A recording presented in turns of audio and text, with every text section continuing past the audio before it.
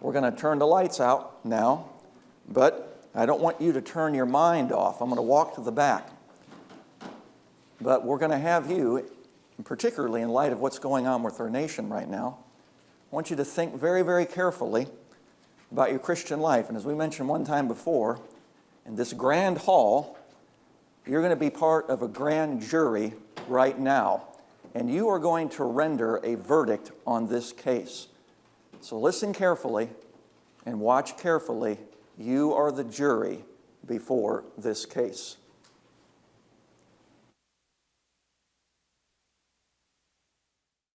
The Honorable Judge Keyes is presiding. We are here to investigate the case of Ezra versus foreign wives.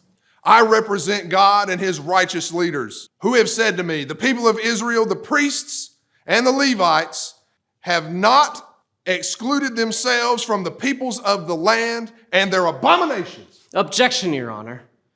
The princes or Ezra in previous town hall meetings has not specified what is meant by abominations. Objection sustained. Ezra, please be specific in your allegations and not nebulous, as the town hall meetings have been in debates among the leaders. I don't know how much more specific I need to be when we can all see clearly what is happening before us. Our Israelite leaders have brought corruption to the people by taking foreign wives for their sons, so that the holy race has been intermingled with the people of the lands. Indeed, the hands of the princes and corrupt rulers have been guilty in this unfaithfulness. Objection, Your Honor. Ezra is playing the race card, showing his own prejudice against people that he doesn't consider holy. He's trying to play God when we are told that God loves all people. Objection sustained. Ezra, do you have a witness to defend the case of corruption among the people? Yes, Your Honor. I would like to call to the witness stand J.L.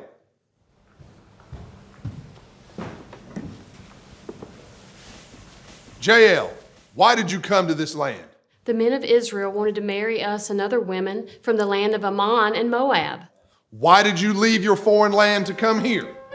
The men promised us protection and prosperity if we married their sons. Did you bring your foreign idols and your gods to our land? Yes. What was the purpose of you bringing your foreign idols and your gods to our land? Objection, Your Honor. Ezra is meddling with something that should be kept private between husband and wife. Objection sustained. Ezra, please clarify your case against the foreign women. Why did you bring your foreign idols and gods to this land?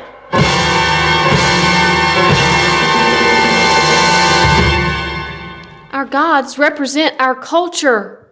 Why didn't you want to accept the God of the Jews? Objection, Your Honor. This is one woman who is being interrogated instead of dealing with our national life and leaders. Objection sustained. Ezra, for the sake of the jury, please get to the objective. Very well, Your Honor, members of the jury. God has given us grace in the sight of the kings of Persia to give us a reviving and raise up the house of God, to restore it from ruin, and to give us a wall in Judah and Jerusalem. What shall we say after this? We have forsaken God's commandments and brought foreign women with their pagan practices into our land. The husbands have assimilated into their culture and their gods, just like King Solomon did, to our ruin and captivity.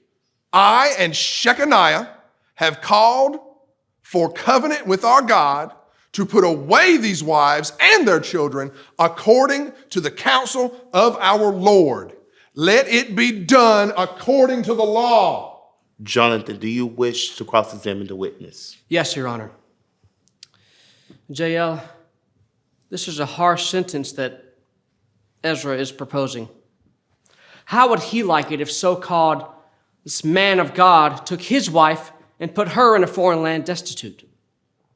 If the prejudiced prophets hereby insist that you leave and your children, do you have any family to return to in your former homeland? No, I don't know what I'll do. I ask the jury to consider this. Is God not the God of the widow and the orphan? Did we not hear Malachi give his speech that God hates divorce? If so, why are you disobeying God by divorcing your wives? Where will these children go? Perhaps we should send out the men who married them in the first place.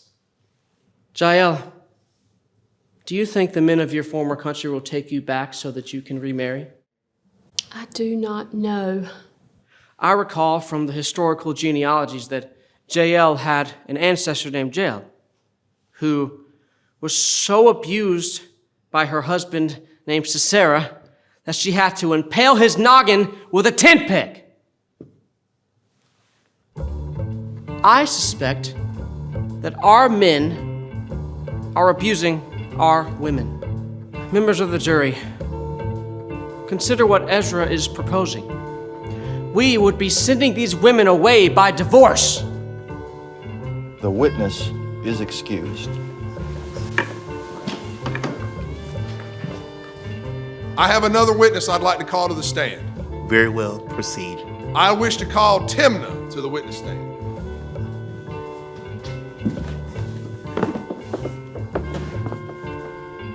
Timnah, are you a foreigner here by your own free will? Yes, as was my fourth great-grandmother, named Timnah, from the land bearing the same name. She married one of the judges named Samson.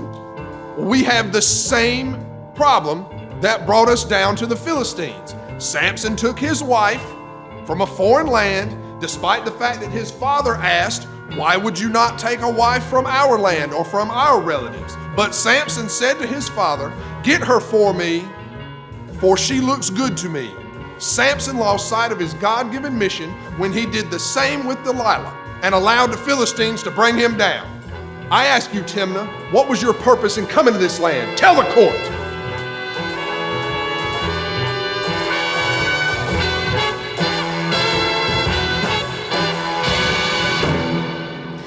I was hired as a spy.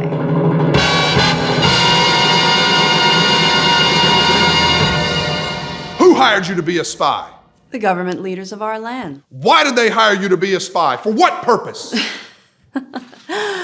Well, my mission was to get the men to lust after me. And in return for sexual favors, they would give me the plans for rebuilding the city walls and key leaders who could be targeted for assassination. This is why the women must be expelled. Who knows what military secrets they have communicated to our enemies? They wish to bring us down just as the Philistines did. Jonathan, do you wish to cross-examine the witness? No, Your Honor, but I do have some statements to make. There are other leaders among us, such as Ashael, Josiah, Meshullam, and Shabbathai, the Levite who support me in my case.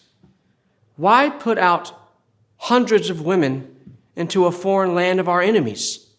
What chances do these women have to survive?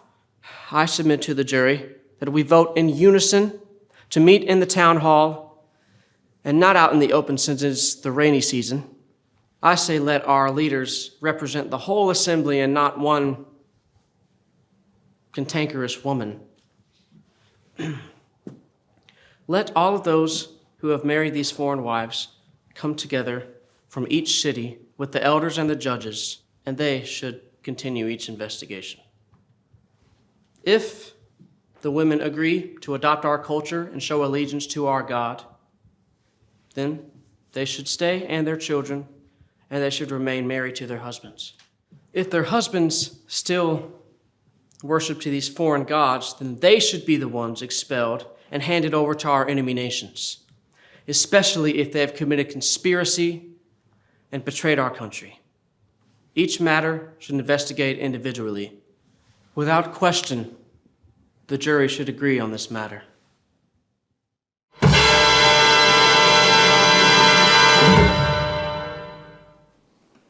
All right, depending on whether you're right-handed or left-handed, you can use either one. I'm calling for a verdict now. Who among this jury thinks that Ezra is right and should win the case? Raise your hand. All right. Who among you thinks that Jonathan is right? Raise your hand. My goodness. John, they need help in the court. How many are undecided? Raise your hand. Oh, we might have a hung jury here. Who is right in this case? This is a very biblical case. You say, well, this doesn't apply to me. Oh, yes, it does. Absolutely it does. For example, even if you're not married, if you're single or you're a widow, you know what? Even in light of yesterday's events, the Bible honors people that prayed. For example, Anna, an older woman, prayed in the temple. She prayed day and night. God made mention of her. I think of other great women and men that were men or women of prayer. Do you have sons? You should pray for them. Do you have daughters? You should pray for them, for their salvation, for their spiritual growth. Granddads, grandmothers should be praying for your children. And thinking about, this is very relevant, may I say to you, what do we do? Because we're voting this year. We're voting for judges. What do you do with those that have come across the border by sex trafficking, drug trafficking? Maybe they're young girls that have been brought over here by victims. What do you do with them? Do we keep them here? Do we send them back? Should they become citizens? And for that matter, why does it take so long to become a United States citizen? What about those that come over here willingly to bring the drugs and to bring the sex trafficking? Should there be penalties and violations? Should we send them back? I heard a pastor on the radio say, you women that don't abort your baby, please do not. There's hundreds of parents that would love to have a child. There's orphanages. For that matter, why does it take so long, it seems like, for parents to be able to adopt? We're voting for judges that are going to be making these decisions this year. It's very, very relevant. What do you do with these situations? Very applicable. What about a believer and an unbeliever that are married? When you compare, that's why I gave you those scriptures. I hope you researched them. Let me give them to you again. You got the Old Testament ones from Malachi. I challenge you even this next week to look up 2 Corinthians chapter 6, 1 Peter chapter 3. What does Jesus have to say about divorce? Matthew 19. Why was it allowed? For what reasons? What's God's ideal standard for marriage? Jesus reinstituted in the New Testament what God intended with marriage. And by the way, if you are a widow, or we could even say a widow by death, or perhaps in some cases a widow by divorce because of cruel abandonment, what's the church's responsibility to you? What's your responsibilities? If you're single here today, what advantages do you have for being a servant of God if you are single? Are there disadvantages? And you that are married? Well, it's very, very relevant. It's not just an ancient case. It goes on today. And by the way, let's not kid ourselves. As John said, do you think there are people, high brass, that have sold themselves out for sex and traded secrets of our country? Oh yeah, and I don't mean that haphazardly. You think people in high places have sold themselves out, betrayed our country? What should be done? The email leaks, confirmational stuff. It's very, very relevant. It is. Let's go back to the book of Ezra, chapter 7, by the way. Chapter 7. And as you're turning, do remember this. If you're a believer, and I know anxiety can attack us at all, we need protection everywhere, don't we? We all need protection. And anxiety can leave you under the bed in fear. But remember, Jesus has set us free from the slavery of sin. So that means the enemy has lost control over your life. You'll never face eternal separation from God. He's almighty, El Shaddai.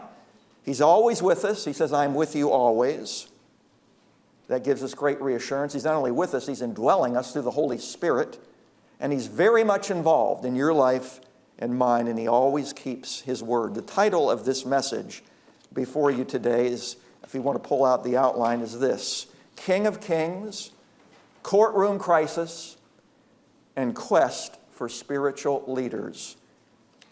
King of Kings, Courtroom Quest, and the desire for spiritual leaders.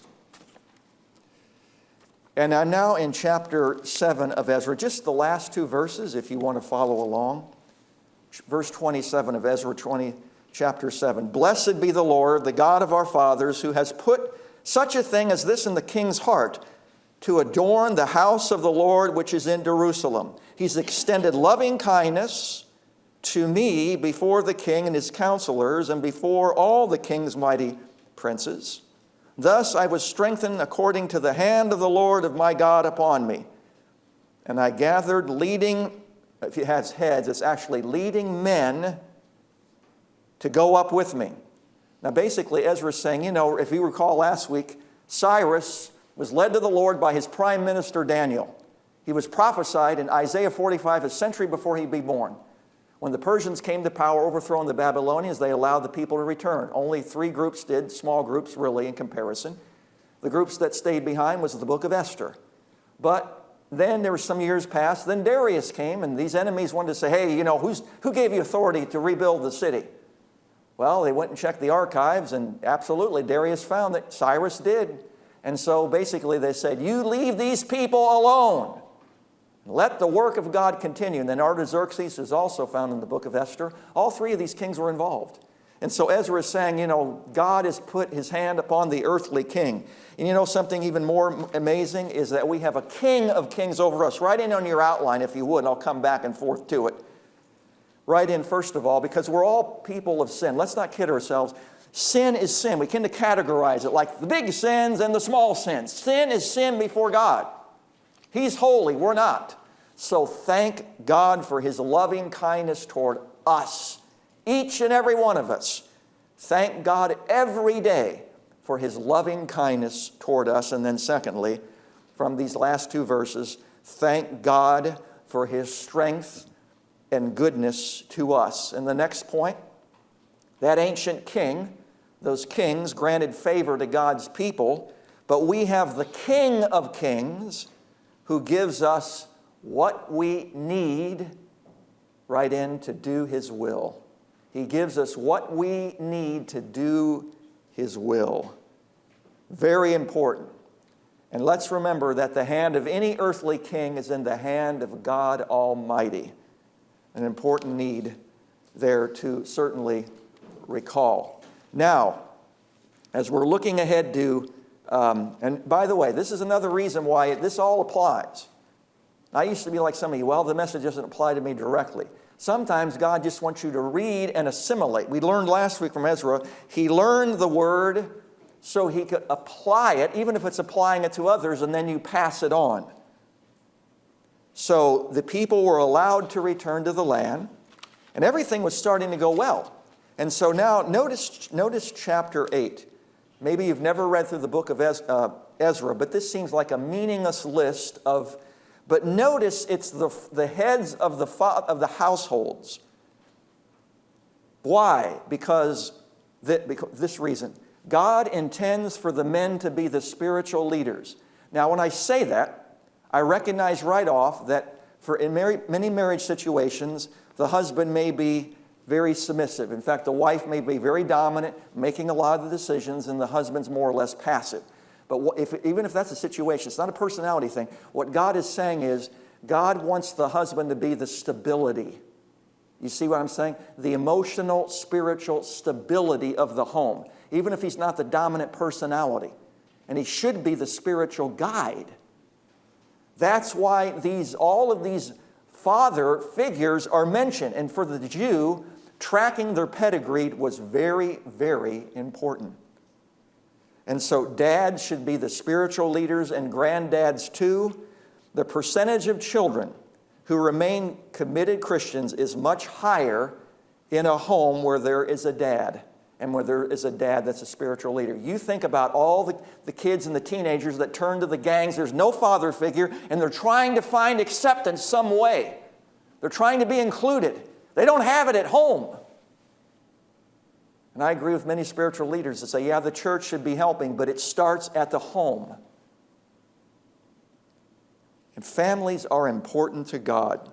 Now, I'm going to notice, go up to verse 15 of chapter 8.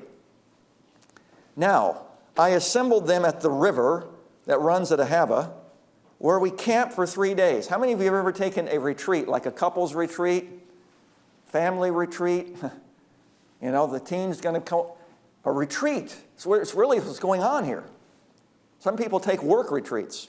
Some people may say, well, I'm not into that. I'm in for a private retreat with the Lord. That's fine. But they took a retreat. That's what's really going on here. But it says, Ezra says, when I observed the people and the priest, I did not find any of the Levites. The Levites were part of the whole marriage mess. When you get to the next chapter, they weren't there. You see, when you're not there, you miss out on what God has to say. It's not by accident. They were not there. They weren't at the retreat. Now, one other thing I want to notice. Verse 18, Ezra says, now according to the good hand of our God upon us, they brought us a man of insight. May I say to you, I believe today that's the pastor. The man of insight is today the pastor. The man of insight. And so, notice verse 21. Then I proclaimed a fast at the river of Ahava, that we might humble ourselves before our God to seek from Him a safe journey for us. Notice what is important to God. Our little ones and all of our possessions.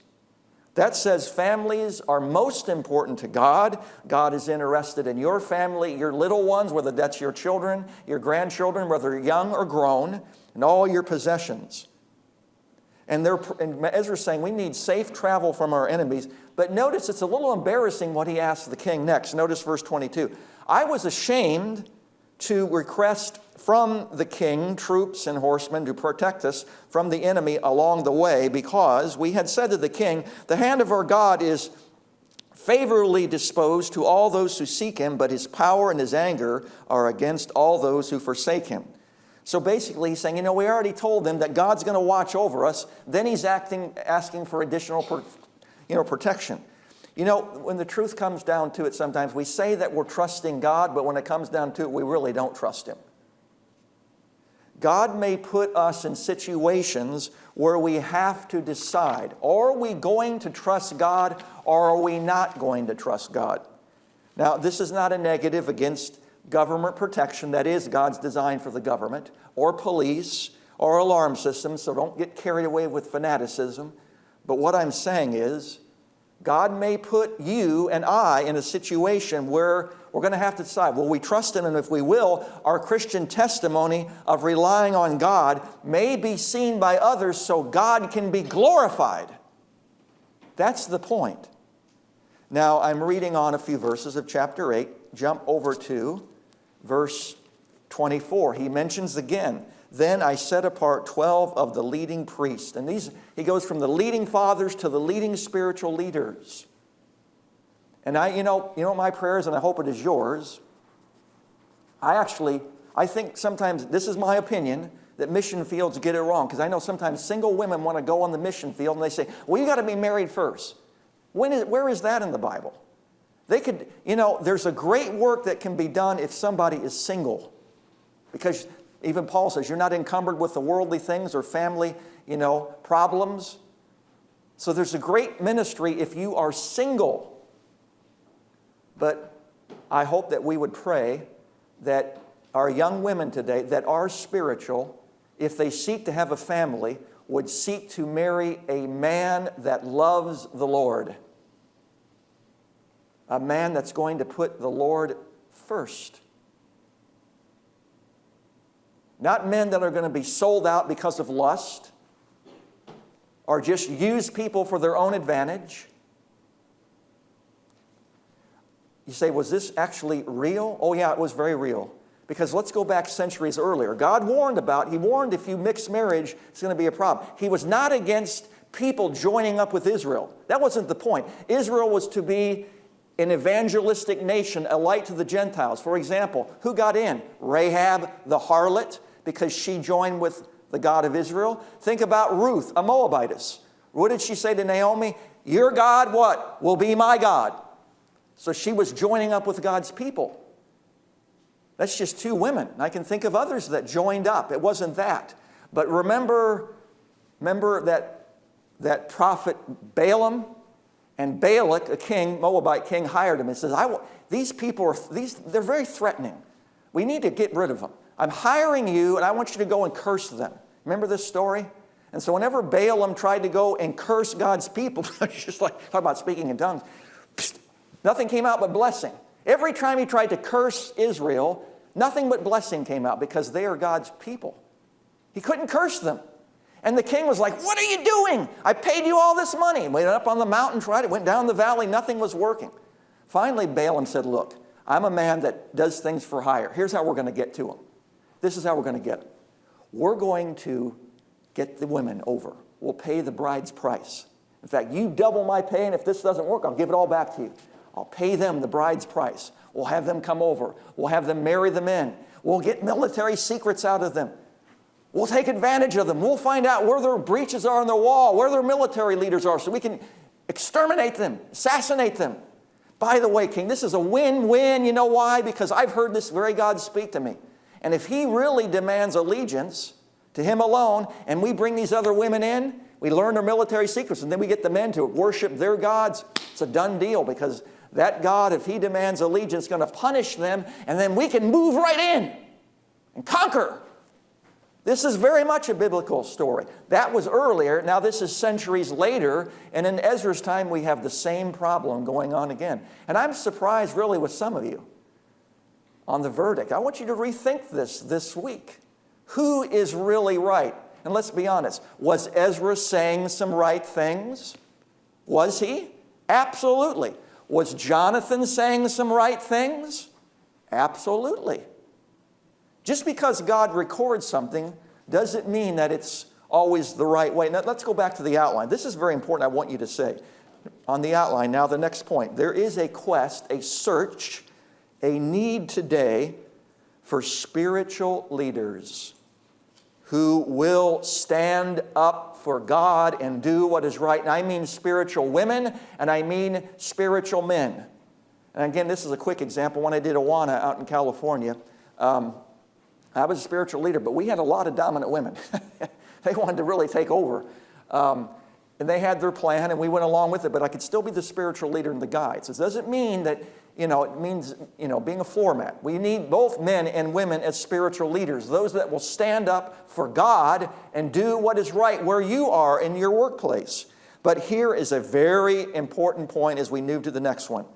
There is a need for Christians to do what is right, even if they have done wrong.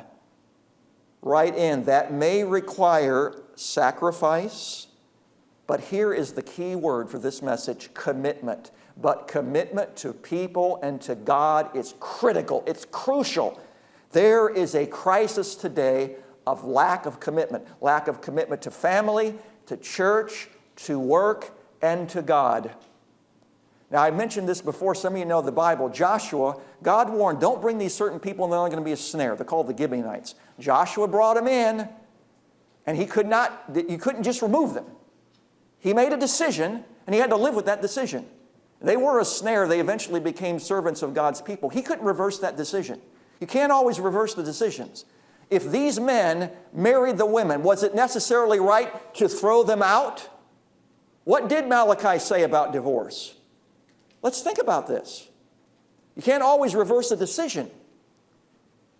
Jonathan had a lot of interesting points, and we're going to see which way they went in chapter 9. But Ezra was giving what is God's standard. I want you to do some research. Again, if you have not, I want you to come to some answers on your own so that you know the Bible. I want you to look up this week, again, I repeat it. I want you to read 2 Corinthians chapter 6, even chapter 3 in regards to the church. I want you to read 2 Peter chapter 3, Ephesians chapter 5. What does the Bible say about widows? Read 1 Timothy chapter 5. I want you to know the Bible, and I want you to be able to have answers. All right? So, commitment is a very important issue. What do you do if you're unequally yoked when you compare the Old Testament with the New Testament?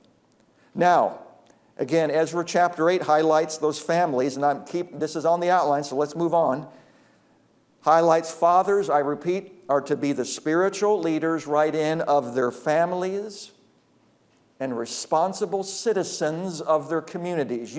This whole thing is separation church and state. Where is that? If you are a heavenly citizen, you're also an earthly citizen. God expects us to be responsible to our families and to be responsible citizens of our communities, including your vocation, including where you work.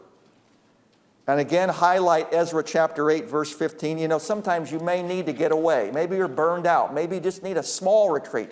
Get alone with the Lord. Maybe you do need a fast for renewal. I notice who was not there, as I've already said. They were part of the problem. Now, Ezra chapter 8, verse 17, we mentioned the man of insight. That could be pastors teaching men. Right in Ezra 8, 17, God is seeking right in leading men and wise counselors. God is seeking leading men and wise counselors. That's both professionally trained. I thank God for trained psychologists and psychiatrists that are Christians. Thank God for them. But I also thank the Lord for those that have that spiritual gift of counsel and insight. God expects to use those. And I look at Ezra chapter 8. Now, let's go back to the verses. I notice that he does mention them throughout the chapter. And it says that he brings them up. And I'm noticing now, go down to verse 28. Ezra 8:28. Then I said to them, you are holy to the Lord. And he talks about their utensils and their gold and their silver and their gold are a free will offering to the Lord. You know what? I've said this already. That means you and I belong to the Lord. And all we own belongs to the Lord. And when you know you belong to the Lord, then you can give your free will offerings to the Lord, including yourself. Well, everything's going well as we go to the end of the chapter, verse 36. They all come up there. Everybody's supportive. The men are heading up with their families. And by the way, let me mention this. You know, these people had to move. They had to relocate. We're in a mobile society. And so they had to change their jobs, and they were moving. But you know what? As they were moving, God was going with them. You might be in a transition of life because of a health crisis, or you might have to change a job, or be a caregiver, or there's something that has come that changing the routine, you're moving from one place to another, or one function to another. God goes with you during that, just as he went with them. But verse 36, then they delivered the king's edicts to the king's satraps and the governors and the princes. So they supported the people in the house of God. So in other words, God's people were rallying. They were coming up there. They're building the temple back. And you got the pagan kings and government are all behind them. Everything is going well. But listen, when things are going well, that's when the enemy wants to attack. Remember that. When you're on the mountaintop, beware, because that's when the enemy will come in. Now notice chapter 9. Then when these things had been completed, the princes approached me, saying, the people of Israel and the priests and the Levites have not separated themselves from the peoples of the lands according to their abominations, according to the Canaanites and the Hittites and all those different ites. And then he says in verse 2, for they have taken some of their daughters as wives for themselves and their sons. And how grieved was Ezra about this? He says in verse 2, then he was so upset about this, and he talks about their unfaithfulness. In verse 3, he says, when I heard this, he had been away for some time, by the way. When he came back, this was happening. When I heard about the matter, I tore my garment and my robe and pulled out some of my hair from my head and my beard. He's pretty upset. Because when everything is going well, the enemy came in, just like centuries ago. Here's how we can corrupt the people of God. Centuries later, it's happening all over again. How do you think the enemy is trying to separate God's people today? Think about this. Does he try to separate churches? Does he try to get into families? And again, I take you back to the national scene. So I'm not involved, but we are voting for judges that will be making decisions about these matters. And government leaders, not just at the national level, the state level. It's a critical year. And I don't like, this is my opinion, I don't like when conservatives water down their positions just to get elected. I think that's a mistake, but that's my opinion. I think we need to stick true to the standard, even if it means loss, because we're showing allegiance to God and God alone. What is this message about? It's about putting God first above everything else. I'm going to ask Kevin and my dad, it's going to be a granddad-grandson duet. But I want you to think about the words of their duet as they come to sing, because it really brings this to a focus from that courtroom crisis. And if you want to read ahead, you want to know the end of the story? Okay, read Ezra chapter 9 and chapter 10, and we'll see how this actually played out. We've been doing music today centering on loving the Lord above everything else. I want you to think, if you love the Lord more than anything and anyone else, that will help steer all of your relationships in the right way. Listen.